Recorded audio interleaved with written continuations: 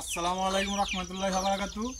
আজকে ওই যে দেখেন আমাদের একটা মুরগির ছানা ওই যে জালার সাথে পেঁয়াজ খেয়ে রয়েছে, ছানাটা ছুড়ে দিয়ে আসেন দেখি আর আম্মু কিছু বলে কিনা দেখেন আপনারা সাথে। ওই দেখেন জাগ ধরে আছে আমার ঠোকর দেওয়ার জন্য, দেখেন দেখেন দেখেন দেখেন দেখেন কেমন করে, দেখেন দেখেন দেখেন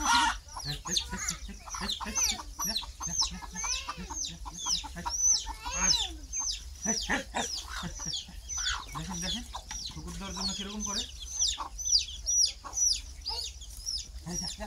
ধরে লেছি বাচ্চা দেখেন কেমন করে, দেখেন বাচ্চা কি হচ্ছে ধরে ফেলাইছি।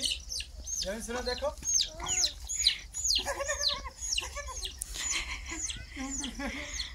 বাচ্চা ধরা কারণে আর আম্মু কেমন করে দেখেন, বাচ্চা ধরে লেছি। দেখেন দেখেন দেখেন দেখেন দেখেন দেখেন ঠুকুর দিতে চায়, দেখেন ঠুকুর দিতে চায় বাচ্চারা মুরগিটা।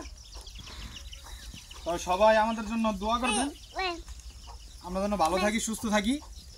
এই যে আমাদের ইয়ামিন সোনা আছে যে গ্যান্ডারি লিয়েছি গাছতে, একটা গ্যান্ডারি নিয়েছে একবার তাজা গ্যান্ডারি। কোনটা দিয়েছে অনেক মিষ্টি। কোন জায়গা থেকে আসছো গ্যান্ডারি? আসেন দেখি কোন জায়গায় নিয়ে যায় আমাদের ইয়ামিন সোনা আমাদেরকে। ওই যে হ্যাঁ এই জায়গা এই দেখেন গ্যান্ডারি, এরকম তাজা তাজা গ্যান্ডারি আপনারা কয়জনে খেতে পারেন আমাকে জানিয়েন। দেখেন একবার তাজা গ্যান্ডারি এই যে আমাদের ইয়ামিন সোনার কাইটটা দিছে আমাদের পাশের